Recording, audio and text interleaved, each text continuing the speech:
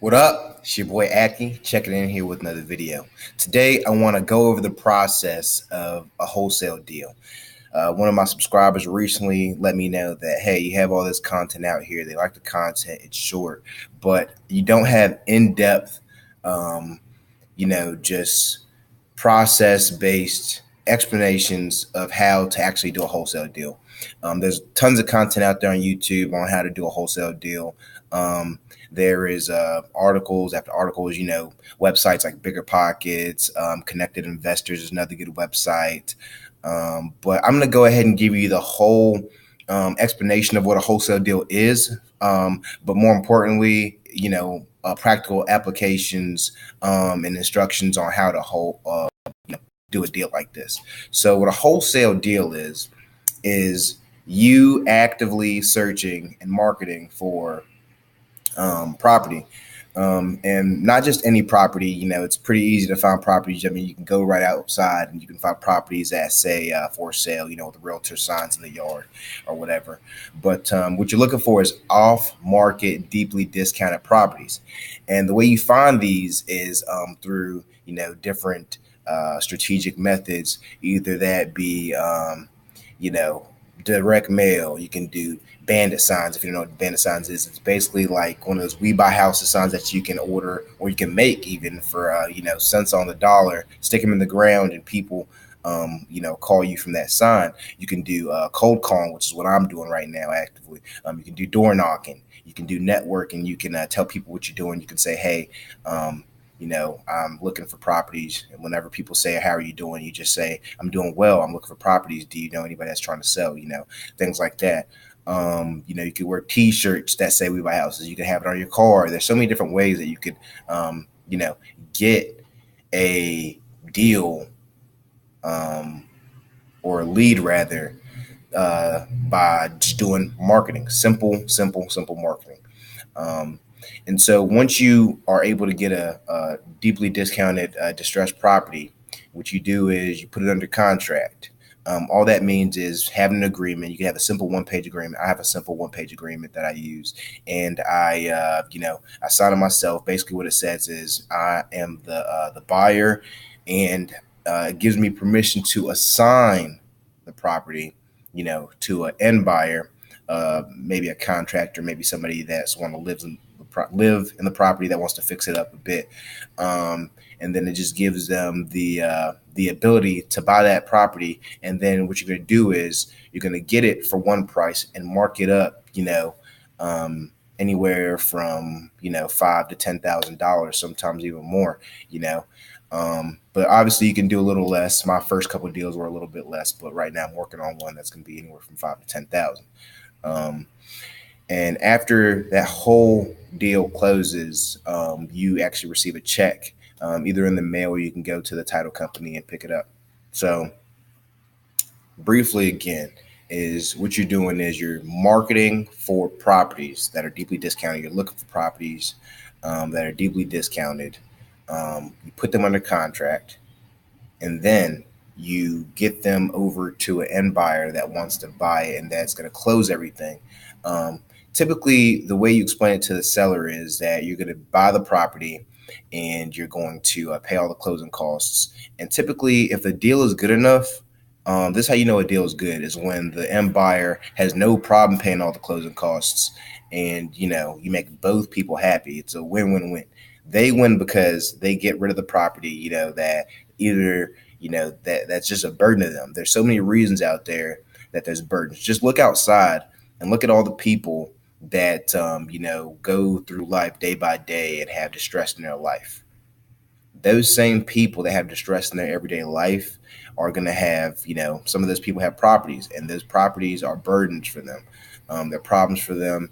And at times people have too many properties. Some people are getting divorced. Some people have inherited property. Some people have back taxes. I mean, the list goes on and on.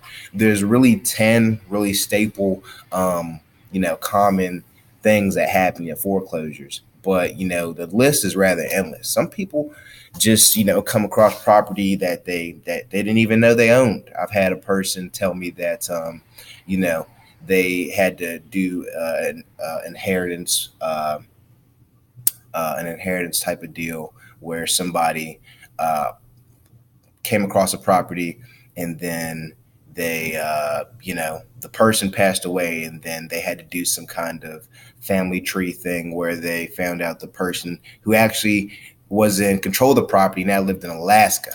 So yeah, it's always crazy situations whenever you're doing a situation like this, because it's not always intuitive as far as finding the person who actually owns the property. They may not even know that they own the property, and they just don't want anything to do with it, but they will surely take the cash.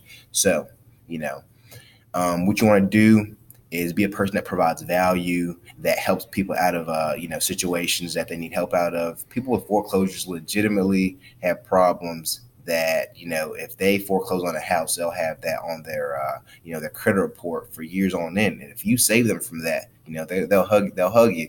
They'll remember you forever, and they'll definitely recommend you to friends, because if birds of a feather flock together. Chances are, if one person has distress, then other people are going to have distress too. What's going on, man?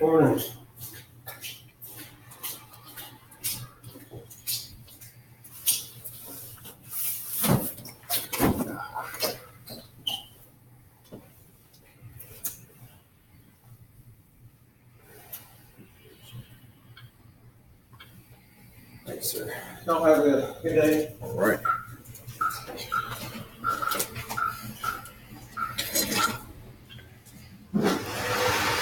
So, whenever you're trying to provide value to a situation, be sure that you're being ethical and that you're being fair. Because at the end of the day, I've found in many situations, and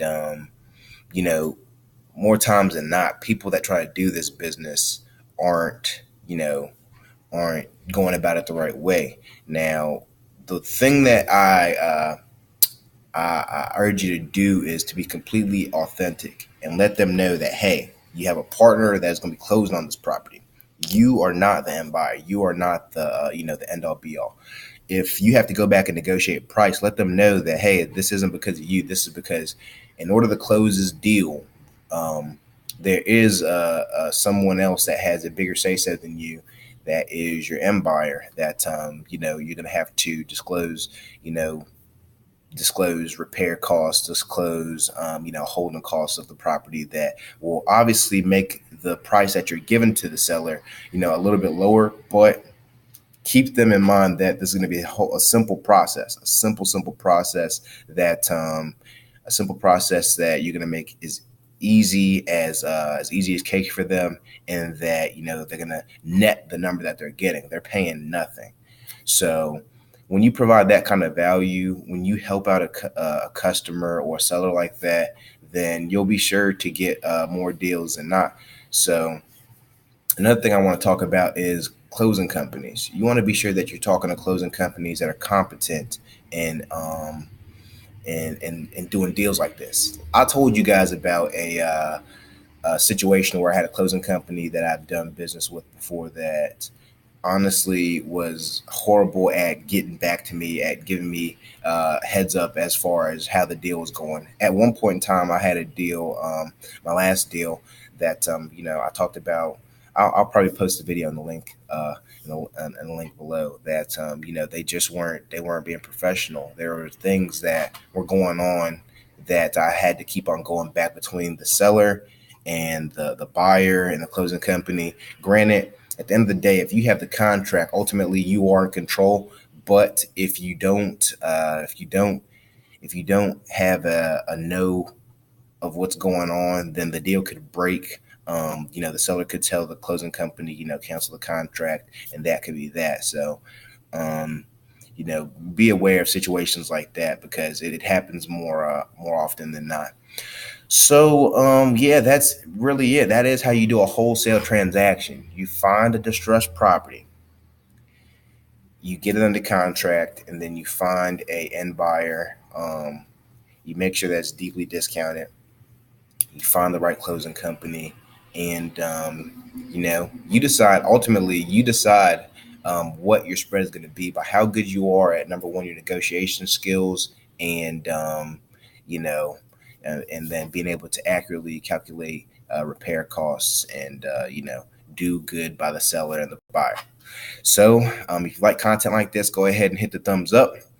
Subscribe if you haven't already. I'd really appreciate it. And any questions you have rather about topics that you'd like to hear me discuss, topics that you would like to go through. Maybe you have a deal that you're going through. We can go step by step, a deal analysis, and then try to help you get your first deal. So that's all I'd like to talk for this one. See you in the next one. Peace.